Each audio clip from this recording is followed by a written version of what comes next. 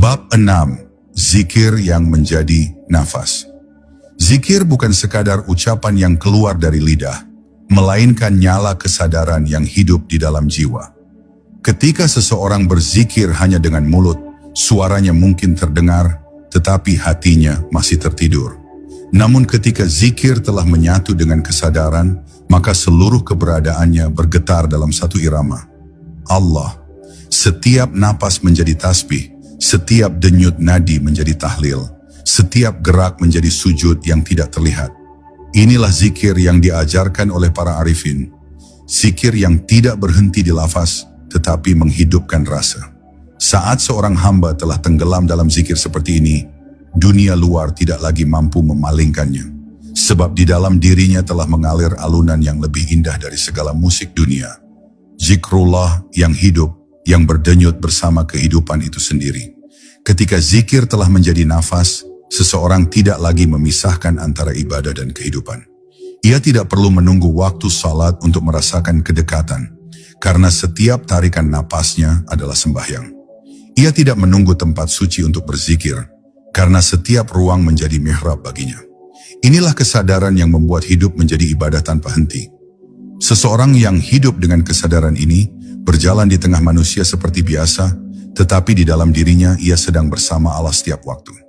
Tidak ada lagi jeda antara dunia dan Tuhan, karena ia telah memahami bahwa dunia hanyalah wadah bagi kehadirannya. Di titik ini, zikir bukan lagi aktivitas, tetapi menjadi wujud keberadaan itu sendiri. Namun untuk sampai pada keadaan ini, hati harus dibersihkan dari zikir yang palsu.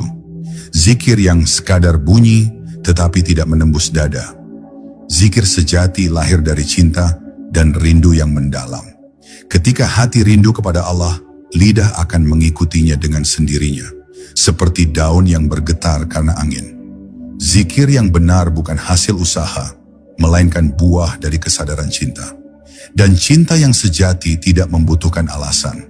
Ia hanya ingin hadir, hanya ingin mengenal, hanya ingin dekat. Maka ketika hati telah dikuasai oleh cinta ini, zikir menjadi alami seperti bernafas.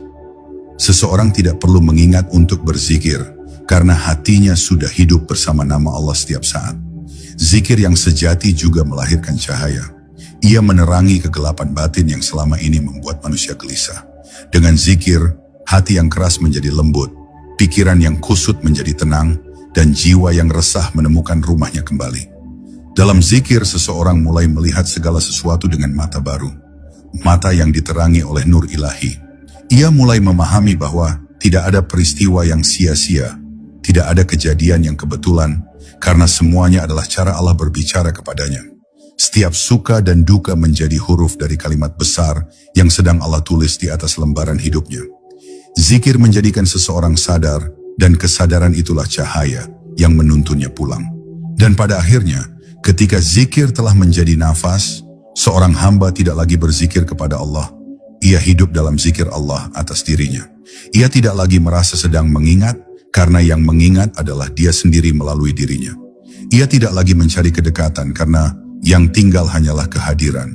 Dalam keadaan itu, tidak ada lagi aku yang berzikir, sebab yang tersisa hanyalah Allah yang menggerakkan, Allah yang menyebut, Allah yang hadir. Itulah puncak dari zikrullah, bukan hanya mengingat, tetapi menjadi bagian dari ingatannya. Dan di sana, dalam keheningan yang penuh cahaya, jiwa menemukan kedamaian sejati. Tidak ada lagi batas antara hamba dan Tuhan, hanya aliran kesadaran yang berbisik lembut di dalam dada. Tidak ada yang hidup, tidak ada yang hadir, kecuali Engkau ya Allah.